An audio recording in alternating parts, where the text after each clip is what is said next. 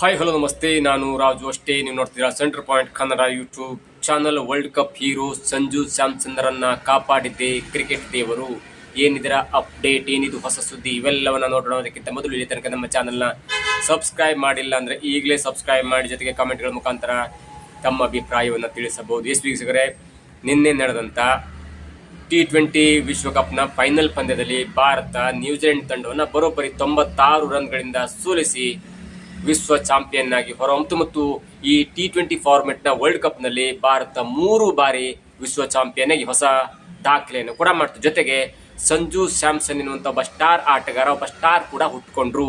ಇನ್ನು ಪಂದ್ಯ ಮುಗಿದ ನಂತರ ಸಂಜು ಸ್ಯಾಮ್ಸನ್ ಅವರು ಯಾವ ಅಚ್ಚರಿ ಹೇಳಿಕೆಯನ್ನು ಕೊಟ್ಟರು ಎನ್ನುವುದಕ್ಕಿಂತ ಮೊದಲು ನಿನ್ನೆ ಭಾರತ ತಂಡ ಮೊದಲು ಬ್ಯಾಟಿಂಗ್ ಮಾಡಿ 255 ರನ್ಗಳ ಒಂದು ಬೃಹತ್ ಸವಾಲನ್ನು ಒಡ್ಡಿತು. ಅದಕ್ಕೆ ಪ್ರತ್ಯುತ್ತರವಾಗಿ ಬ್ಯಾಟಿಂಗ್ ಮಾಡಿದಂಥ ನ್ಯೂಜಿಲೆಂಡ್ ತಂಡ 159 ರನ್ಗೆ ತನ್ನೆಲ್ಲ ವಿಕೆಟ್ಗಳನ್ನು ಕಳ್ಕೊಂಡು ಹೀನಾಯವಾಗಿ ಸೋಲಿಸಿತು. ಜೊತೆಗೆ ಮಿಚೆಲ್ ಸ್ಯಾಂಟ್ನರ್ ಅವರು, ಅಂದರೆ ನ್ಯೂಜಿಲೆಂಡ್ ಕ್ಯಾಪ್ಟನ್ ಆದಂಥ ಮಿಚೆಲ್ ಸ್ಯಾಂಟ್ನರ್ ಅವರು ಬಿಫೋರ್ ದ ಮ್ಯಾಚ್ ಪ್ರೆಸ್ ಮೀಟ್ನಲ್ಲಿ ಹೇಳಿದ್ರು, ನಾವು ಭಾರತೀಯರ ಸದ್ದನ್ನು ಅಡಗಿಸ್ತೇವೆ ಅನ್ನೋ ಸ್ಟೇಟ್ಮೆಂಟ್ ಅನ್ನು ಕೊಟ್ಟಿದ್ದಾರೆ. ಆದರೆ ಪಂದ್ಯ ಮುಗಿದ ನಂತರ ಎಲ್ಲೋ ಒಂದು ಕಡೆ ಸದ್ದು ಅಡಗಿಸುವಂತ ಮಾತನ್ನು ಹೇಳಿದಂಥ ಮಿಚೆಲ್ ಸ್ಯಾಂಟ್ನರ್ ಅವರು ಸದ್ದಿಲ್ಲದೆ ಸೈಡಲ್ಲಿ ಕಣ್ಣೀರು ಹಾಕ್ತಿರುವಂಥ ಫೋಟೋ ಕೂಡ ಇದೀಗ ವೈರಲ್ ಆಗ್ತಿದೆ. ಇನ್ನು ಸಂಜು ಸ್ಯಾಮ್ಸನ್ ಅವರ ವಿಷಯಕ್ಕೆ ಬಂದಾಗ, ಸಂಜು ಸ್ಯಾಮ್ಸನ್ ಅವರು ನಾಕ್ಔಟ್ ಪಂದ್ಯದಲ್ಲಿ, ಅಂದರೆ ವೆಸ್ಟ್ ಇಂಡೀಸ್ ವಿರುದ್ಧ 97 ರನ್ನನ್ನು ಹೊಡೆದು ಮ್ಯಾನ್ ಆಫ್ ಮ್ಯಾಚ್ ಆಗ್ತಾರೆ. ಅದಾದ ನಂತರ ಸೆಮಿಫೈನಲ್ನಲ್ಲಿ ಇಂಗ್ಲೆಂಡ್ ವಿರುದ್ಧ 89 ರನ್ನನ್ನು ಹೊಡೆದು ಮ್ಯಾನ್ ಆಫ್ ಮ್ಯಾಚ್ ಆಗ್ತಾರೆ. ಜೊತೆಗೆ ಫೈನಲ್ನಲ್ಲಿ ನ್ಯೂಜಿಲೆಂಡ್ ವಿರುದ್ಧ 89 ರನ್ನನ್ನು ಹೊಡೆದು ಮ್ಯಾನ್ ಆಫ್ ದಿ ಸೀರೀಸ್ ಕೂಡ ಆಗ್ತಾರೆ. ಜೊತೆಗೆ 321 ರನ್ನನ್ನು ಹೊಡೆದು ಸರಾಸರಿ 199 ಸ್ಟ್ರೈಕ್ ರೇಟ್ನಲ್ಲಿ ಭಾರತವನ್ನು ಆಡಿ ಗೆಲ್ಲಿಸಿ ಇದೀಗ ಒಬ್ಬ ಸ್ಟಾರ್ ಆಟಗಾರ ಹುಟ್ಟುಕೊಂಡಿದ್ದಾರೆ. ಮತ್ತು ಮುಂದೆ ಸಂಜು ಸ್ಯಾಮ್ಸನ್ ಅವರಿಗೆ IPL ಫ್ರಾಂಚೈಸಿ ಆಗಿರ್ಬೋದು ಮತ್ತು ಮುಂದಿನ ದಿನಗಳಲ್ಲಿ ದೊಡ್ಡ ಅವಕಾಶ ಕೂಡ ಸಿಗುವಂತ ಚಾನ್ಸಸ್ ಇದೆ. ಮುಂದೊಂದು ದಿನ ಭಾರತ ತಂಡದ ಕ್ಯಾಪ್ಟನ್ ಆದರೂ ಕೂಡ ಅಚ್ಚರಿಯ ವಿಷಯವಲ್ಲ. ಇನ್ನು ಸಂಜು ಸ್ಯಾಮ್ಸನ್ ಅವರು ಅವರಿಗೆ ಮ್ಯಾನ್ ಆಫ್ ದಿ ಸೀರೀಸ್ ಸಿಕ್ಕಾಗ ಆಡಿದಂಥ ಮಾತಿದೆ, ಅದು ಈಗ ಅಚ್ಚರಿಯ ಹೇಳಿಕೆ. ಮತ್ತೆ ಜೊತೆಗೆ ಅವರು ಪಟ್ಟಂತ ಕಷ್ಟ ಮತ್ತು ಅವರು ಕಷ್ಟದಲ್ಲಿರುವಾಗ ಯಾರು ಹೆಲ್ಪ್ ಮಾಡಿದ್ರು, ಯಾರು ಗೈಡ್ ಮಾಡಿದ್ರು, ಎಲ್ಲವಕ್ಕೂ ಕೂಡ ಇದೀಗ ಸಂಜು ಸ್ಯಾಮ್ಸನ್ ಅವರು ಉತ್ತರವನ್ನು ಕೊಟ್ಟಿದ್ದಾರೆ ಪ್ರೆಸ್ ಮೀಟಲ್ಲಿ. ಅಂದರೆ ಸನ್ಮಾನ ಕಾರ್ಯಕ್ರಮದಲ್ಲಿ ಹೇಳಿದಂಥ ವಿಷಯ ಭಾರಿ ಅಚ್ಚರಿ ಅನಿಸ್ತು. ಯಾಕಂದರೆ ಒಂದು ಕಡೆ ಸಂಜು ಸ್ಯಾಮ್ಸನ್ ಅವರು ಒತ್ತಡದಲ್ಲಿದ್ದರು. ಸಂಜು ಸ್ಯಾಮ್ಸನ್ ಅವರು ಪದೇ ಬ್ಯಾಟಿಂಗ್ನಲ್ಲಿ ಫೇಲ್ ಆಗ್ತಿದ್ರು. ಕಳೆದ 2 ವರ್ಷದಿಂದ ಅವರಿಗಾದಂಥ ಒಂದು ನೋವು, ಅಪಮಾನ ಎಲ್ಲವೂ ಕೂಡ ಸಂಜು ಸ್ಯಾಮ್ಸನ್ ಅವ್ರನ್ನ ಶಾರ್ಟರ್ಡ್ ಮಾಡಿತ್ತು. ಅಂದರೆ ಅವರನ್ನ ಕಲಿಕ್ಬಿಡ್ತು. ಅವರೊಂದು ಕ್ರಿಕೆಟ್ ಬದುಕು, ಅವರಿಗೆ ಅವಮಾನ, ಜೊತೆಗೆ ಅವರ ತಂದೆ ತಾಯಿಯವರಿಗೆ ಅವಮಾನ, ಎಲ್ಲವೂ ಕೂಡ ಸಂಜು ಸ್ಯಾಮ್ಸನ್ ಅವರನ್ನ ಒಂದು ಹಂತಕ್ಕೆ ಕುಗ್ಗಿಸ್ಬಿಡ್ತು. ಹಂತದಲ್ಲಿ ವರ್ಲ್ಡ್ ಕಪ್ಗೆ ಕೂಡ ಆಯ್ಕೆ ಆಗ್ತಾರೆ. ವರ್ಲ್ಡ್ ಕಪ್ಗೆ ಆಯ್ಕೆ ಆದರೂ ಕೂಡ ಅವರು ಮೊದಲ ಹಂತದಲ್ಲಿ ಆಡುವಂಥ ಅವಕಾಶ ಕೂಡ ಸಿಗಲ್ಲ. ಅದರೊಟ್ಟಿಗೆ ಕಳೆದ 1 ತಿಂಗಳಿಂದ ಸತತವಾಗಿ ಒಬ್ಬ ದೊಡ್ಡ ಮಹಾನ್ ಕ್ರಿಕೆಟ್ ಆಟಗಾರರ ಸಂಪರ್ಕದಲ್ಲಿ ಕೂಡ ಇದ್ರು. ಹೇಗೋ ಸಂಪರ್ಕ ಮಾಡಿ, ಆ ಕ್ರಿಕೆಟ್ ಆಟಗಾರರ ಸಂಪರ್ಕ ಮಾಡಿ ಅವರಿಂದ ಸಜೆಷನ್ ತೆಗೆದುಕೊಂಡು ಹೀಗೆ ಆಡಬೇಕು, ಇಷ್ಟು ತಾಳ್ಮೆ ಇರಬೇಕು, ಶಾರ್ಟ್ ಬಾಲಿಗೆ ಯಾವ ಥರ ಹೊಡಿಬೇಕು, ಯಾವ ಥರ 6 ಹೊಡೆದ ನಂತರ ಯಾವ ಥರ ಸಿಂಗಲ್ ತೆಗೆದುಕೊಳ್ಬೇಕು, ಯಾವ ಥರದಲ್ಲಿ ಆಪೋಸಿಟ್ ಆಟಗಾರ, ಅಂದರೆ ನಾನ್ ಸ್ಟ್ರೈಕರ್ನಲ್ಲಿರುವ ಆಟಗಾರ ರನ್ ಹೊಡೆದಾಗ ನೀವು ಯಾವ ಥರ ಸಮಾಧಾನದಲ್ಲಿರಬೇಕು, ಎಲ್ಲವೂ ಕೂಡ ಮಾರ್ಗದರ್ಶನ ಮಾಡಿದಂಥವರು ಕ್ರಿಕೆಟ್ ದೇವರಾದಂಥ ಸಚಿನ್ ತೆಂಡೂಲ್ಕರ್ ಅವರು ಆ ವಿಷಯವನ್ನು ಸ್ವತಃ ಇದೀಗ ಸಂಜು ಸ್ಯಾಮ್ಸನ್ ಅವರು ಬಾಯ್ಬಿಟ್ಟಿದ್ದಾರೆ. ಹೇಳಲಿಕ್ಕೆ ಮುಜುಗರ ಆದರೂ ಕೂಡ, ಅಂದರೆ ನಾನು ಅಂಥ ದೊಡ್ಡ ಆಟಗಾರರ ಒಂದು ಸಂಪರ್ಕ ಮಾಡಿದೆ, ಅದು ದೊಡ್ಡ ಸಾಧನೆ ಅನ್ನುವಂಥ ಮಾತನ್ನು ಹೇಳ್ತಾ, ನಾನು ಕಳೆದ ಬಾರಿ 2024ರ T20 ವಿಶ್ವಕಪ್ನ ಟೀಮ್ನಲ್ಲೂ ಕೂಡ ಇದ್ದೆ. ಆದರೆ ನನ್ನ ಬ್ಯಾಟಿಂಗ್ ಫಾರ್ಮ್ ಸರಿ ಇಲ್ಲದ ಕಾರಣಕ್ಕಾಗಿ ನನ್ನನ್ನು ಪ್ಲೇಯಿಂಗ್ 11ನಲ್ಲಿ ಆಡಿಸಿರಲಿಲ್ಲ. ಅದಾದ ನಂತರ ನಾನು ಸ್ವಲ್ಪ ಹೋದೆ. ಜೊತೆಗೆ ವರ್ಲ್ಡ್ ಕಪ್ ಕೂಡ ಗೆದ್ದರೂ ಕೂಡ ನಾನು ಆಡಲಿಲ್ಲ ಅನ್ನುವಂಥ ಒಂದು ಕೊರಗಿತ್ತು. ಅದಾದ ನಂತರ 2026ರ ಜನವರಿಲಿ ಆದಂಥ ಒಂದು T20 ನ್ಯೂಜಿಲೆಂಡ್ ವಿರುದ್ಧ ಸೀರೀಸ್ ಇದೆಯಲ್ಲ, ಅಲ್ಲಿ 5 ಮ್ಯಾಚನ್ನು ಆಡಿದಂಥ ಸಂಜು ಸ್ಯಾಮ್ಸನ್ ಅವರು ಕೇವಲ 46 ರನ್ನನ್ನು ಮಾತ್ರ ಹೊಡಿತಾರೆ. ಹಾಗಾಗಿ ಅವರನ್ನ ತಂಡದಿಂದ ಬಿಡ್ತಾರೆ. ಜೊತೆಗೆ ಇಶಾನ್ ಕಿಶನ್ ಅವರನ್ನ ಬ್ಯಾಟರ್ ವಿಕೆಟ್ ಕೀಪರ್ ಆಗಿ ಅವ್ರನ್ನ ಆಯ್ಕೆ ಮಾಡ್ತಾರೆ. ಹೀಗಾಗಿ ಎಲ್ಲವೂ ಕೂಡ ಒಂದರ ಮೇಲೆ ಒಂದು ಹಿನ್ನಡೆ ಆಗ್ತಾನಿತ್ತು. ಆದರೆ ಸಚಿನ್ ತೆಂಡೂಲ್ಕರ್ ಅವರನ್ನ ಸಂಪರ್ಕ ಮಾಡಿ ಒಂದು ದೇವರ ರೂಪದಲ್ಲಿ ಆಶೀರ್ವಾದ ಪಡ್ಕೊಂಡು ಮತ್ತು ಟೆಕ್ನಿಕಲಿ ಸೌಂಡ್ ಆಗಿರುವಂಥ ಹೀಗೆ ಮಾಡಬೇಕು, ಹಾಗೆ ಮಾಡಬೇಕು, ಹೀಗಿರಬೇಕು ಎನ್ನುವಂಥ ಮಾರ್ಗದರ್ಶನವನ್ನು ಮಾಡಿದ. ಜೊತೆಗೆ ನಿನ್ನೆ ಪಂದ್ಯ ಸ್ಟಾರ್ಟ್ ಆಗೋದಕ್ಕೂ ಮೊದಲು ಸಚಿನ್ ತೆಂಡೂಲ್ಕರ್ ಜೊತೆ ಮಾತಾಡಿ, ಅಂದರೆ ಸಚಿನ್ ಅವರ ಹತ್ರ ಮಾತಾಡಿ ನಾನು ಮಾರ್ಗದರ್ಶನ ಪಡೆದೆ ಮತ್ತು ನಾನು ಹೇಗೆ ಆಡಬೇಕು, ಹೇಗಿರ್ಬೇಕು ಎನ್ನುವುದನ್ನು ಕೂಡ ಕಲಿತೆ ಮತ್ತು ಅವರು ಮಾರ್ಗದರ್ಶನ ಮಾಡಿದ್ರು ಎನ್ನುವುದನ್ನು ಹೇಳಿದ್ರು. ನಾನು ಇಲ್ಲಿ ಸಚಿನ್ ತೆಂಡೂಲ್ಕರ್ ಅವರು ಎಷ್ಟು ಬೇಜಿ ಇರ್ತಾರೆ ಅನ್ನೋದನ್ನು ಹೇಳ್ತೇನೆ. ಈಗ ಕಳೆದ 1-2 ತಿಂಗಳಿಂದ ತನ್ನ ಮಗ ಅರ್ಜುನ್ ತೆಂಡೂಲ್ಕರ್ ಅವರ ಮದುವೆ ವಿಷಯದಲ್ಲಿ ಸಚಿನ್ ತೆಂಡೂಲ್ಕರ್ ಎಷ್ಟು ಬೀಜಿದ್ರೂ ಕೂಡ ಎಲ್ರಿಗೂ ಅರ್ಥ ಆಗುತ್ತೆ. ಇಡೀ ಕ್ರಿಕೆಟ್ ಆಟಗಾರರು, ಇಡೀ ಬಾಲಿವುಡ್ ಬಂದು, ಇಡೀ ನಮ್ಮ ಇಂಡಿಯನ್ ಪೊಲಿಟಿಷಿಯನ್ಸ್ ಎಲ್ಲರೂ ಕೂಡ ಸಚಿನ್ ತೆಂಡೂಲ್ಕರ್ ಅವರ ಮಗನ ಮದುವೆಗೆ ಹೋಗಿದ್ರು.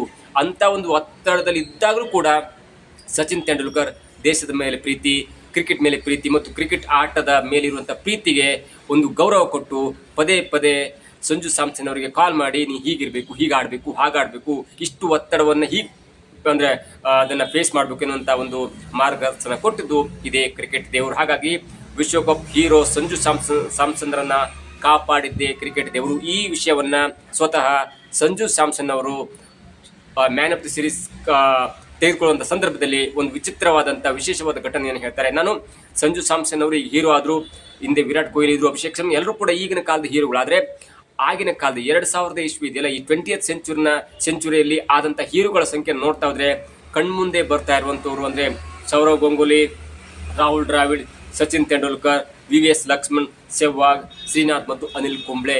ಹೀಗೆ ಈ 6-7 ಆಟಗಾರರು ಕ್ರಿಕೆಟ್ನ ಒಂದು ಪರಿಧಿಯನ್ನ, ಕ್ರಿಕೆಟ್ನ ಒಂದು ಲಿಮಿಟೇಷನ್ ಅನ್ನೇ ದಾಟಿ ಕ್ರಿಕೆಟ್ನಿಂದ ಒಂದು ದೊಡ್ಡದಂತ ಲಾಭ ಇದೆ, ಕ್ರಿಕೆಟ್ ಅನ್ನೋದು ದೇಶಭಕ್ತಿ ಆಟ ಅನ್ನೋದನ್ನು ತೋರಿಸ್ಕೊಂಡ್ರು.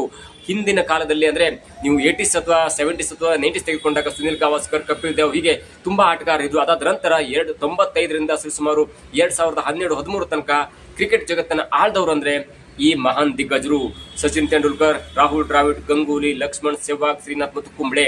ನಿಮ್ಗೆ ಒಬ್ಬೊಬ್ಬರ ಕಥೆಯನ್ನು ಸಿಂಪಲ್ ಆಗಿ ಹೇಳ್ತೇನೆ. ಅನಿಲ್ ಕುಂಬ್ಳೆ ಅಂತ ದೇಶಭಕ್ತ ಅಂದ್ರೆ ಅವರಿಗೆ ದವಡೆಗೆ ಬಾಲ್ ಬಿದ್ದು ರಕ್ತ ಸೋರ್ತಾ ಇದ್ರು ಕೂಡ ಅದನ್ನ ಬ್ಯಾಂಡೇಜ್ ಕಟ್ಟಿ ಆಡಿ ವೆಸ್ಟ್ ಇಂಡೀಸ್ ವಿರುದ್ಧ ಆಡಿ ಬ್ರಿಯಾನ್ ಲಾರಾ ಎನ್ನುವಂತ ಆಟಗಾರನ ಔಟ್ ಮಾಡಿದಂತ ಒಂದು ಎಕ್ಸಾಂಪಲ್ ಇದೆ.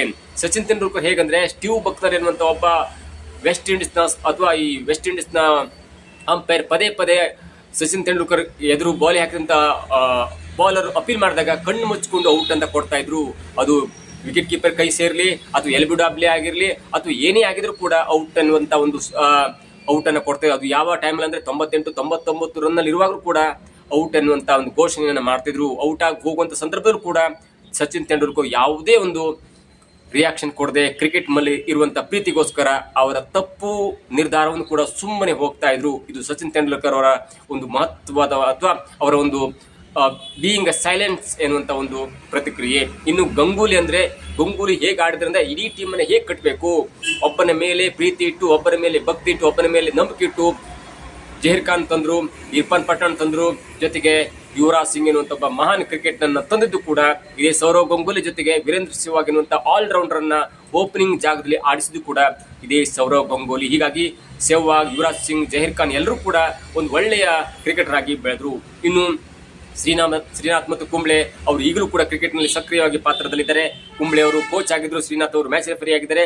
ಇನ್ನು ದ್ರಾವಿಡ್ ಅವರು ಎಕ್ಸ್ ಕೋಚ್ ಆಗಿದ್ರು. ಅವರು 2ನೇ ಸಲ ಕೋಚ್ ಆಗುವಂತ ಸಂದರ್ಭ ಒದಗಿ ಬಂದರೂ ಕೂಡ ಇಲ್ಲ, ನಾನು ಒಂದ್ಸಲ ಕೋಚ್ ಆಗಿದ್ದೇನೆ ಮತ್ತು ಬೇರೆ ಅವಕಾಶ ಸಿಗಲಿ ಅನ್ನೋ ಕಾರಣಕ್ಕಾಗಿ ಸ್ವಯಂ ನಿವೃತ್ತಿಯನ್ನು ಪಡ್ಕೊಂಡ್ರು. ಇನ್ನು ಸಚಿನ್ ತೆಂಡೂಲ್ಕರ್ ಅವರಿಗೆ ನೀವು ಕೋಚ್ ಆಗಿ ಎಂದು ಬೇಡ್ಕೊಂಡ್ರು ಕೂಡ ಅವರು ಕೋಚ್ ಆಗ್ತಲ್ಲ, ನಾನು ಸಮಗ್ರವಾಗಿ ನಾನು ಕ್ರಿಕೆಟ್ ಅಭಿಮಾನಿಗಳಿಗೆ ಮತ್ತು ಸಲಹೆಯನ್ನು ಕೊಡ್ತೇನೆ ಅನ್ನುವಂತ ಒಂದು ಸೂಚನೆಯನ್ನು ಕೊಡ್ತಾರೆ. ಇವರಿಂದ ಕಲಿಯಬೇಕಂತ ವಿಷಯ ಅಂದ್ರೆ ಕ್ರಿಕೆಟ್ ಅನ್ನ ಹೇಗೆ ಪ್ರೀತಿ ಮಾಡಬೇಕು, ಕ್ರಿಕೆಟ್ ಅಂದ್ರೆ ಏನು, ಕ್ರಿಕೆಟ್ ಅಂದ್ರೆ ಬರೀ IPL ಅಲ್ಲ, ಬರೀ ದುಡ್ಡಲ್ಲ, ಬರೀ ಆಡಲ್ಲ, ಕ್ರಿಕೆಟ್ ಅಂದ್ರೆ ಒಂದು ಭಕ್ತಿ ಮತ್ತು ಶ್ರದ್ಧೆಯ ಆಟ ಎನ್ನುವುದನ್ನ ಇವರು ನೋಡಿ ಕಲಿಬೇಕಾಗಿದೆ.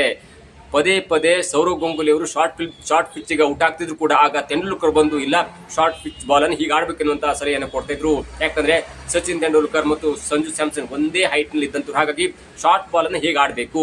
ಪದೇ ಪದೇ ಸಂಜು ಸ್ಯಾಮ್ಸನ್ ಅವರು ಫೇಲ್ ಆಗ್ತಿರುವಾಗ ಮತ್ತು ಶಾರ್ಟ್ ಬಾಲ್ ಅನ್ನ ಲೆಗ್ ಸೈಡ್ ಹೋಗಿ 6 ಅನ್ನು ಹೊಡಿಲಿಕ್ಕೆ ಹೋಗಿ ಔಟ್ ಆದಾಗ ಅದನ್ನು ಹೇಗೆ ಫೇಸ್ ಮಾಡಬೇಕೆನ್ನುವಂತ ಒಂದು ಮಾರ್ಗದರ್ಶನವನ್ನು ಕೊಟ್ಟದ್ದು ಇದೇ ಸಚಿನ್ ತೆಂಡೂಲ್ಕರ್. ಹಾಗಾಗಿ ಈಗ ನೀವು ಶಾರ್ಟ್ ಬಾಲ್ ಹಾಕಿ ಫುಲ್ ಟಾಸ್ ಹಾಕಿ ಎಲ್ಲವೂ ಕೂಡ ಆರಾಮಾಗಿ ಬೌಂಡ್ರಿ ಗೆರೆಯನ್ನು ದಾಟಿಸಿ 6 ಅನ್ನು ಹೊಡಿತಾರೆ ಸಂಜು ಸ್ಯಾಮ್ಸನ್. ಹೀಗಾಗಿ ತನಗೆ ಆದಂತ ಅಪಮಾನ, ನ್ಯೂಜಿಲೆಂಡ್ ಸೀರೀಸ್ ವಿರುದ್ಧ ಆದಂತ ಒಂದು ಅವಮಾನ, 2024ರ T20 ಟೀಮ್ಗೆ ಸಿಲೆಕ್ಟ್ ಆದ್ರೂ ಕೂಡ ಒಂದೇ ಒಂದು ಮ್ಯಾಚ್ ಆಡ್ಲಿಕ್ಕೆ ಸಿಗದಾಗ ಆದಂತ ಅವಮಾನ ಎಲ್ಲವೂ ಕೂಡ ಕ್ರಿಕೆಟ್ ದೇವರ ಹತ್ರ ಹೇಳಿ ಅವರ ಮಾರ್ಗದರ್ಶನ ಪಡ್ಕೊಂಡು ಅವರ ಸಲಹೆಯನ್ನು ಪಡ್ಕೊಂಡು ಇದೀಗ ಹೊಸ ಸ್ಟಾರ್ ಒಬ್ಬರು ಹುಟ್ಟುಕೊಂಡಿದ್ದಾರೆ.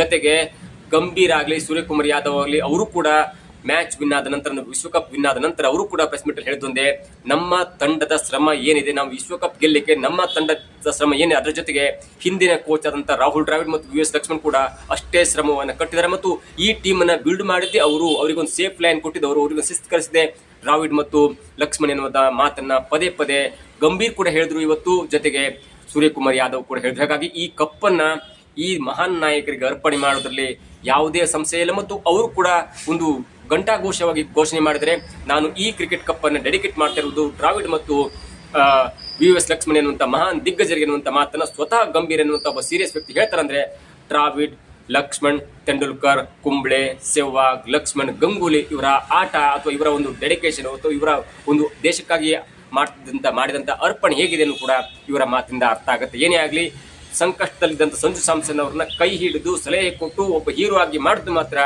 ಸಚಿನ್ ತೆಂಡೂಲ್ಕರ್ ಅನ್ನುವಂಥ ಮಾತನ್ನು ಸ್ವತಃ ಸಂಜು ಸ್ಯಾಮ್ಸನ್ ಅವರೇ ಒಪ್ಪಿಕೊಂಡಿದ್ದಾರೆ. ಇದಾಗಿತ್ತು ಇವತ್ತಿನ ವಿಶೇಷ. ನೋಡ್ತಾರೆ centre point Kannada YouTube channel.